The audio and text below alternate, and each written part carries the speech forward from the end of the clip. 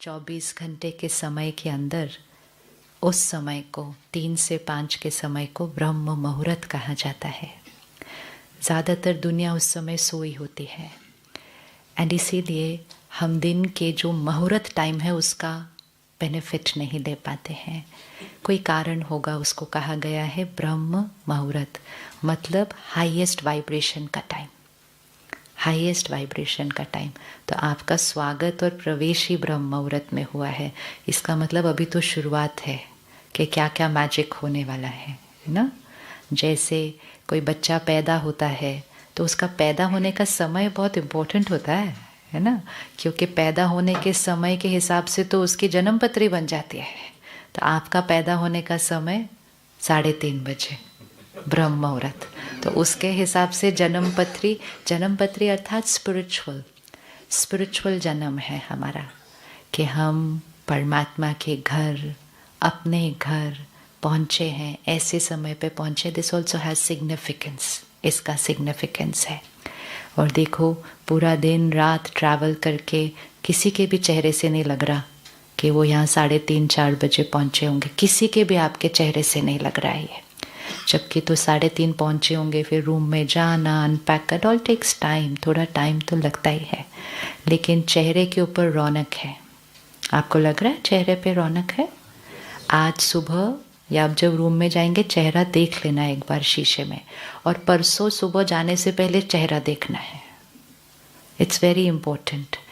वैसे हम चेहरा क्यों देखते हैं शीशे में? भाई बाल ठीक है, कोई दाग तो नहीं लगा कुछ। स्पिरिचुअलिटी में हम चेहरा इसलिए देखते हैं कि चेहरे पे कितनी रूहानियत आई है।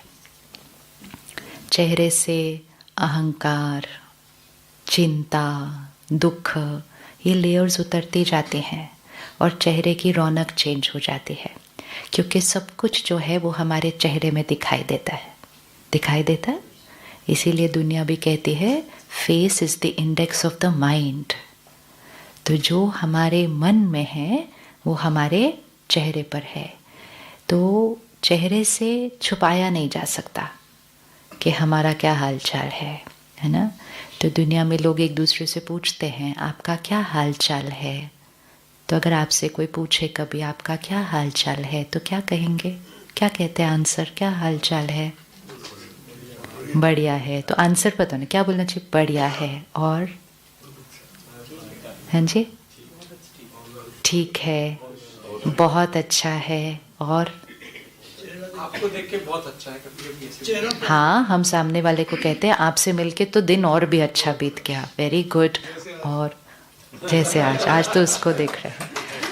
और क्या कहते हैं? इट्स वेरी इम्पोर्टेंट, क्योंकि जो हम आंसर देंगे ना वो एक्चुअली हम अपना भाग्य निर्माण कर रहे हैं। कुछ लोग कहते हैं चल रहा है, कट रहे है, ऐसा। और कुछ लोग कहेंगे बहुत बढ़िया है, परफेक्ट है।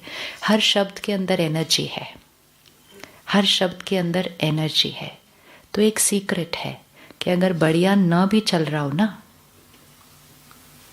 तो भी बोलो बढ़िया है, तो भी बोलो बढ़िया है।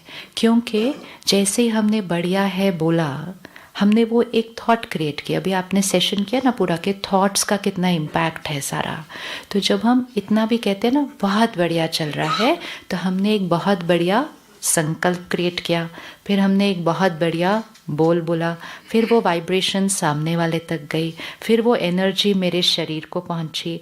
अब ये कहने को तो एक शब्द ही है, लेकिन एक शब्द है चल रहा है और एक शब्द है बहुत बढ़िया है। एनर्जी में फ़र्क, एनर्जी में फ़र्क। हाँ, तो यहाँ जब हम आए हैं तो हमें जो सबसे इम्पोर्टेंट चीज़ फील होने वाली है वो है वो चीज़ जो दिखाई नहीं देती है, जो दिखाई नहीं देती है। जो दिखाई देता है अच्छा है, सुंदर है, लेकिन नॉर्मल है, और जगह भी दिखाई देगा, इससे भी अच्छा बड़ा बड़ा दिखाई देगा। तो जो दिखाई दे रहा है वो तो है, फोकस उस पे होना है जो दिखाई नहीं देता है। नहीं तो आपको ऑल द वे बॉम्बे से यहाँ लाने की क्या ज़रूरत है ना। हम सब भाई बहनें आपके ऑफिस में आके सेम सेशन मोहित भाई वहाँ आके भी करा सकते हैं, लेकिन वहाँ कराना और वही सेशन यहाँ कराना में फ़र्क क्या है? एनर्जी। वाइब्रेशन। तो हम यहाँ एक लक्ष्य से आए हैं, वह यहाँ से कुछ ऐसा लेकर जाएंगे जो उनको फील होगा कि ये वहाँ से लेकर आए। सेल्फ बिलीफ हुआ, पॉजिटिव आउटलुक हुआ, शांति हुआ, और कुछ light and might. Light and might लेने हैं। हाँ, लाइट एंड माइट मतलब, लाइट मतलब प्योरिटी। जैसे हम खाना जब हल्का खाते हैं तो लाइट फील करते हैं, और भारी खाना खाते हैं तो सुस्ती भी आती है, उबासी भी आती है, कहेंगे ये भारी खाना खाया है ना। और लाइट खाना खाएंगे तो बहुत लाइट फील होता है। तो लाइट मतलब दो तरह की लाइट। एक लाइट हल्का, भारी नहीं। कहते ना मन बड़ा भारी है आज, चाय कॉफ़ी बार बार पीने का मन करता है क्योंकि मन भारी है, एनर्जाइज नहीं फील कर रहा। तो जब हम ज्ञान और मेडिटेशन से हमारी सोच बदलती है तो हम लाइट फील करते हैं, क्योंकि यहाँ की भारी चीज़ें थोड़ी सी सब खत्म हो जाती हैं। और दूसरा लाइट है प्योरिटी। जब हम देवी देवताओं की मूर्ति को देखते हैं या हम प्रॉफिट्स की मूर्ति को देखते हैं, फोटो को देखते हैं, तो उनके पीछे एक सर्कल है वाइट कलर का। देखा है सबने? पीछे एक वाइट कलर का सर्कल है ना। वो जो वाइट कलर का सर्कल है वो लाइट का सर्कल है। वो वाइट कलर का सर्कल क्या होता है? जैसे अगर हमारी बॉडी में कुछ है तो हम डॉक्टर के पास जाते हैं तो डॉक्टर हमारा स्कैन करता है। स्कैन करके वो कह देगा अल्ट्रासाउंड में आपके पेट में ये, आपके किडनी में ये, तो उसके लिए एक स्कैन करना पड़ता है। इसी तरह हमारे यहाँ अंदर जो है, यहाँ जो है, जो किसी और को नहीं दिखाई देता, किसी को भी नहीं दिखाई देगा कि आप अंदर क्या हैं।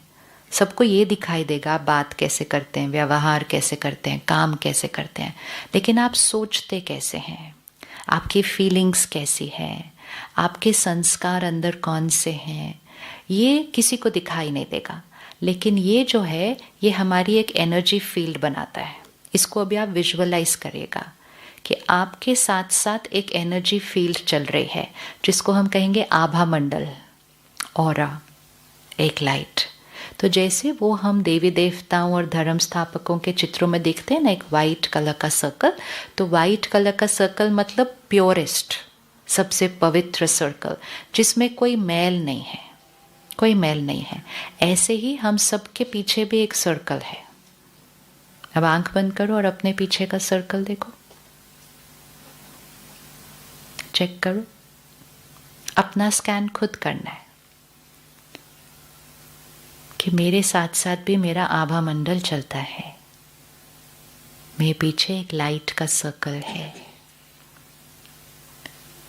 और ये सर्कल दर्शाता है मेरी हर सोच, मेरी हर फीलिंग, भाव, भावना, इंटेंशन, बातें जो मैंने पकड़ के रखी हैं। अब अपने लाइट के सर्कल का कलर सोचो कौन सा होगा, कौन से कलर का मेरा सर्कल है। जितनी थॉट्स लाइट होंगी, हल्की होंगी, श्रेष्ठ होंगी, लेकिन भारी नहीं होंगी। अच्छा, अभी आंखें खोलो। अब सिर्फ एक संकल्प करो, मेरे पीछे का सर्कल कौन से कलर का होगा। तो हम ज्ञान, स्पिरिचुअल स्टडी और मेडिटेशन से हमारा लक्ष्य ये है, हम सबका लक्ष्य ये है कि अभी हमारा सर्कल वाइट नहीं है, लेकिन हमारा लक्ष्य है कि हमें वाइट सर्कल तक पहुंचना है। ये हमारा लक्ष्य है। वो हर एक का लक्ष्य है जो इसको हम यूनिवर्सिटी कहते हैं कि हम यहाँ आए हैं तो हमारा यहाँ आने का लक्ष्य क्या है कि हमें वो वाइट सर्कल तक पहुँचना है। मतलब हमें अपनी वाइब्रेशन को यहाँ से यहाँ तक लेकर जाना है, यहाँ तक लेकर जाना है। तो जो छोटी छोटी चीज़ें हमारे अंदर एक मैल की तरह हैं, जैसे ये वाइट कपड़ा है, अब इसको सारा दिन पहनते हैं तो इस पर थोड़ा सा कोई दाग, थोड़ा सा कुछ मिट्टी वो लग जाती है। तो स्पिरिचुअलिटी और मेडिटेशन क्या करता है, हमारे ऊपर लगी हुई वो थोड़ी थोड़ी जो दाग है उसको वो निकालता है। और धीरे धीरे जर्नी धीरे धीरे चलती है। ऐसा नहीं एक दिन में वो वाइट हो जाएगा, लेकिन धीरे धीरे निकालते निकालते हमारा वो सर्कल वाइट तक पहुंचेगा। अब आप बताइए कौन सी चीज़ें हमारे जीवन में होती हैं, हमारे संस्कारों में या हमारी सोच में, जो हमारी वाइट सर्कल के ऊपर दाग होती है, दाग होती है। ताकि हमें अपने दाग पता होंगे तो फिर दाग निकालना बहुत ईजी होगा। मुझे पता होना चाहिए यहाँ कहाँ दाग लगा है, तो then I will go to that point और उसको रब करके हम निकाल देंगे। कौन सी हमारी बातें होंगी जनरल, कौन सी हमारी बातें, अपनी भी चेक करना, और जनरल कौन सी बातें हैं जो मेरे वाइट सर्कल के ऊपर एक्चुअली एक दाग है। गुस्सा एक दाग है, यस। इसकी लिस्ट बना लेना, क्योंकि थोड़े दिन में आप देखते जाएंगे कि आपका एक एक दाग कैसे होता जाएगा, मिटता जाएगा। तो एक गुस्सा एक दाग है, और कोई दाग है, जेलेसी एक दाग है, वेरी इंपॉर्टेंट। ईगो तो बड़ा वाला दाग है, उस दाग से सारे दाग निकलते हैं एक्चुअली। हाँ, ईगो तो एक दाग है। हाँ जी, इम्पेशेंस एक दाग है। हाँ, और एनीथिंग एल्स दाग?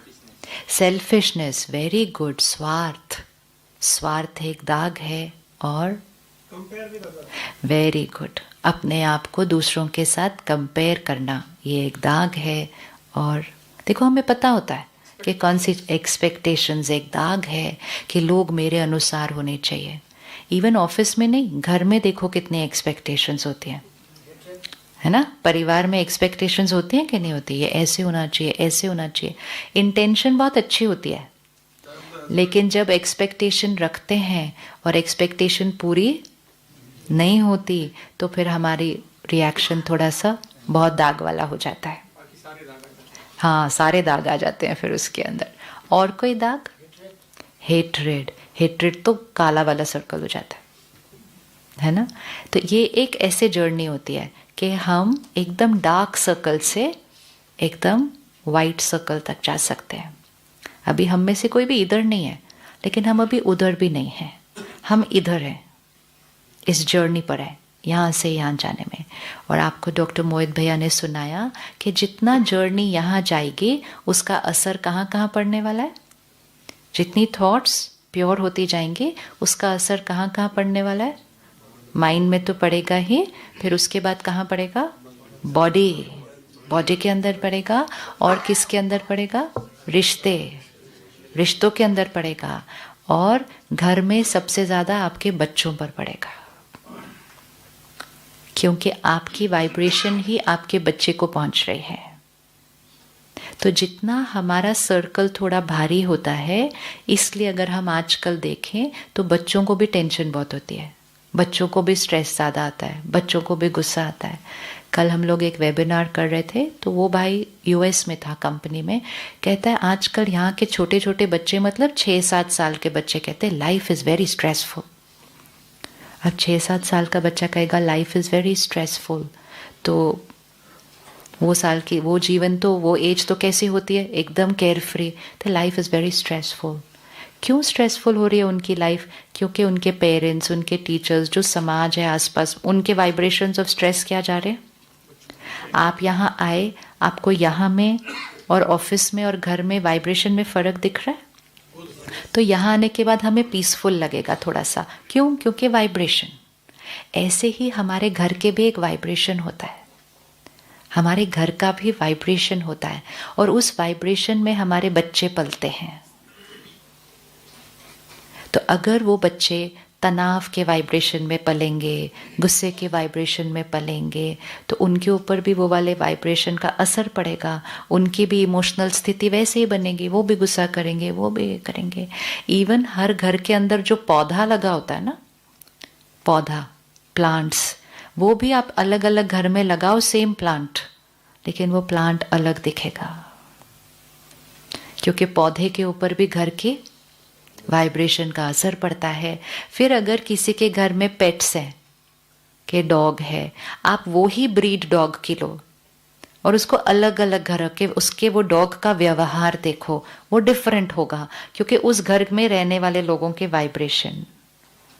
तो आज जीवन में हमने क्या कर दिया, लोगों ने सिर्फ जो कुछ दिखता है उस पर फोकस कर रहे हैं, और जो नहीं दिख रहा है उस पर फोकस करना छोड़ दिया। और एक्चुअली सारी पावर उसमें है जो नहीं दिखता है। जो नहीं दिख रहा है, वो जो महसूस होता है वाइब्रेशन। अब आपको लगता है कि हम यहाँ जो वाइब्रेशन है, हम सेम वाइब्रेशन अपने घर में क्रिएट कर सकते हैं क्या? बोल सकते हैं। यही तो लेके जाना है, यही तो लेके जाना है। जो दिखता है वो तो बहुत बार लेकर गए होंगे अपने परिवार के लिए, बच्चों के लिए। इस बार वो लेके जाना है जो दिखता नहीं है। क्या पॉसिबल है ये वाइब्रेशन वहां क्रिएट करना? अच्छे से ऑनेस्टली बोलना क्या मन में लगता है, क्योंकि ऐसा नहीं होना चाहिए परसों मंडे को हम यहाँ नहीं संडे को हम यहाँ से निकल रहे होंगे, आधे रास्ते पहुँचेंगे, फिर एयरपोर्ट तक पहुँचेंगे, पता चलेगा ओ फ्लाइट लेट हो गई 2 घंटा, वहीं परेशान हो जाएंगे। फिर कहेंगे चल वो तो आश्रम था, वहाँ तो ठीक है, वहाँ शांति है। प्रैक्टिकल लाइफ में कोई शांति नहीं होती है। और जब तक घर पहुँचेंगे तब तो 3 दिन का समाचार मिलेगा, ये हुआ ऐसा हुआ, फिर किसी बात पे बुरा लग जाएगा, किसी बात पे गुस्सा आ जाएगा, और पूरा वो सर्कल क्या हो जाएगा वापस। तो ऐसा नहीं है यहाँ। यही चीज़ सबसे ब्यूटीफुल लगती है मुझे यहाँ पर, कि ये एक स्कूल की तरह है जिसमें हम रोज़ स्टडी करते हैं। सत्संग की तरह नहीं है कि गया सुना और बस फिर आ गए और वैसे ही। ये एक स्कूल है। स्कूल में क्या फ़र्क होता है? स्कूल में एक लक्ष्य होता है, एक एम ऑब्जेक्टिव होता है, एक गोल होता है, एक स्टडी होती है कि मुझे उस गोल तक पहुंचना है। तो किस किस को लगता है कि अगर हम इसको थोड़ा सा सिंसियरली करें, हम अपने घर का वाइब्रेशन ऐसा बना सकते हैं? अब ये मत सोचना हम अकेले आए हैं, बाकी तो आए नहीं है। वाइब्रेशन तो एक से नहीं बनता ना, सबसे बनता है। तो घर के लोग याद आ जाएंगे, फिर लगेगा अरे उनको भी ले आना चाहिए था, तो नेक्स्ट रिट्रीट हम उनको भी लेकर आएंगे। एक्चुअली तो उनको लेकर ही आना चाहिए हमेशा, है ना? लेकर आना चाहिए ना हमेशा, है? चेक करने आए, लाए कि नहीं? अच्छा, चेक करने आए कि लाए कि नहीं लाए। यस, चेंज तो इनको होना पड़ेगा। लेकिन जब पूरी फैमिली आती है ना, वो भी एक जर्नी बहुत अच्छी होती है। लेकिन जब हम अकेले कहीं जाते हैं और हमें अच्छा लगता है, तो फिर हम बोलते हैं ना, हम फिर से जाएंगे, सबको लेकर जाएंगे। फिर हम तो बच्चों को भी लेकर आएंगे, फिर अलग प्रोग्राम बच्चों के लिए भी रखेंगे। वो है, लेकिन पहले आप आए ना चेक करने के लिए, तो पहले आपको कन्विंस होना है कि क्या हम ये एनवायरनमेंट घर पे क्रिएट कर सकते हैं? कर सकते हैं। हम जब इस जगह को देखते हैं तो हमें लगता है ये एक आश्रम है, तो यहाँ क्या मतलब, यहाँ तो मेडिटेशन चल रही है, यहाँ चल रहा है, तो यहाँ कोई गुस्सा नहीं कर रहा है, इसमें कौन सी बड़ी बात है। तो हमें लगता है घर में रहना तो बहुत चैलेंजिंग होता है, बड़ी जिम्मेवारियाँ होती हैं। ऑफिस में तो और भी चैलेंजिंग होता है, और भी जिम्मेवारियाँ हैं। ये तो एक आश्रम है। इसमें और हमारे ऑफिस में और हमारे घर में क्या फ़र्क है, ये क्लियर हो जाना चाहिए। इस आश्रम में यहाँ जहाँ आप आए हैं, यहाँ 150 लोग से ऊपर रहते हैं। 150 तो रहते ही हैं, 150 पौने 200 के भी 150 होगा आई थिंक। 150 लोग रहते हैं। आप उन सब से मिलेंगे, आप जब इधर उधर चलेंगे आप देखेंगे, उन भाइयों को मिलेंगे, बहनों को मिलेंगे। यूथ है मेजॉरिटी, यहाँ रह रहे हैं, ठीक है। उनको कोई सैलरी नहीं मिलती है, उनको कोई सैलरी नहीं मिलती है, उनकी कोई प्रमोशन भी नहीं होती है। मतलब इंसेंटिव के नाम पर अगर हम कुछ कहें, जैसा इंसेंटिव वर्ड जो मीनिंग होता है, इंसेंटिव के नाम पर यहाँ कुछ नहीं है। इंसेंटिव हो ना, मुझे ये मिलने वाला है तो मैं थोड़ा मेहनत अच्छे से और करूँ, तो यहाँ ज़ीरो इंसेंटिव है, क्योंकि कोई सैलरी नहीं है, कोई प्रमोशन नहीं है। एक डेजिग्नेशन तो है ही नहीं। डेजिग्नेशन होता तो प्रमोशन भी हो जाती ना। कोई डेजिग्नेशन नहीं। आप इधर जाएंगे, इधर इनसे पूछेंगे, आप बोलेंगे मैं किचन संभालता हूँ, मैं भंडारा मतलब जो डाइनिंग हॉल है वो संभालता हूँ, आप जहाँ रह रहे हैं वो कमरे संभाल रहे हैं, कोई भाई बहने क्लासेस करा रहे हैं, हर एक अपने अपनी सेवा कर रहा है। लेकिन no salary, no role designation, no promotion, ठीक है, एक ये। दूसरा, जब हम हाँ अलग अलग स्पेक्ट्रम है, नो नॉट ऑल, डिफरेंट है, ये भी एक सीक्रेट है, डिफरेंट है। परिवार नहीं है, ये लोग अलग अलग परिवारों से आए हैं, ठीक है। अब कोई गांव से आया होगा छोटे से, माइंडसेट थोड़ा डिफरेंट होता है। कोई दिल्ली बॉम्बे से आया होगा, माइंडसेट थोड़ा डिफरेंट होता है। कोई बहुत ज़्यादा बिल्कुल नहीं पढ़ाई की होगी, और कोई पोस्ट ग्रेजुएट PhD करके भी आई हैं, और ये सब इक्वल होके काम कर रहे हैं, सेवा कर रहे हैं। मॉडल देखना है, इस मॉडल को समझना है कि ये मॉडल कैसे वर्क होता है। और देखिए कि एक dentist is the head of kitchen. Yes, हाँ, तो वही, क्योंकि वो सेवा कर रहे हैं। हाँ, क्योंकि वो सेवा कर रहे हैं ना, सेवा कर रहे हैं। और 20,000 आदमी का खाना, हाँ, वो तो मधुबन का, हाँ, मधुबन का डेंटिस्ट। यस, तो now this model we have to understand. अच्छा, जब हम घर पे रहते हैं तो हम सुबह सुबह तैयार होके तो घर से निकल जाते हैं ना, फिर हम शाम को घर आते हैं, तो हम घर पे कितना टाइम स्पेंड करते हैं? इतना थोड़ा सा टाइम स्पेंड करते हैं, और वो भी हमारा परिवार है, मेरे बच्चे, मेरी वाइफ, ये मेरे पेरेंट्स, ये परिवार है, तो भी हमारी थोड़ी अनबन होती रहती है और वाइब्रेशन ऐसा नहीं होता। यहाँ जो 150 रह रहे हैं, ये परिवार नहीं है, इन दैट सेंस ये परिवार नहीं है। ये 24/7 यहीं रहते हैं, मतलब ऐसा नहीं थोड़ी देर यहाँ रहो तो थोड़ी देर कहीं जाओ। 24 घंटा 365 दिन ये यहीं रहते हैं इकट्ठे, अलग अलग संस्कारों से हैं, अलग अलग बैकग्राउंड से हैं, अलग अलग शहरों से हैं। कोई बहुत इजी तो नहीं होता होगा 150 लोगों का इकट्ठे रहना, क्या लगता है? अच्छा, फिर हायरार्की नहीं है। एक ऑर्गेनाइजेशन में एक हायरार्की होती है, हाँ ये बड़े हैं, इनकी बात माननी है। यहाँ कोई बड़ा छोटा नहीं है, सब एक बराबर सेवा कर रहे हैं। तो आपको क्या लगता है, बहुत इजी है ये? बहुत इजी है ये? बहुत इजी है? नहीं, यहाँ रहना घर में रहने से कई कई कई कई गुना ज़्यादा बहुत मुश्किल है।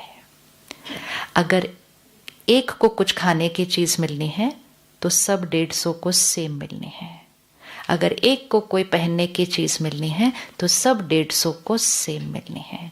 अगर एक को एक तरह का फ़ोन मिलना है तो सबको सेम तरह का मिलना है। इजी है? नहीं इजी है, लेकिन फिर भी ये वाइब्रेशन है, फिर भी ये वाइब्रेशन है। तो अगर 150 लोग इकट्ठे रहकर without salary, without incentive, without any promotion, without any boss, without anything ये वाइब्रेशन क्रिएट कर सकते हैं, तो हम नहीं क्रिएट कर सकेंगे क्या अपने घर पे?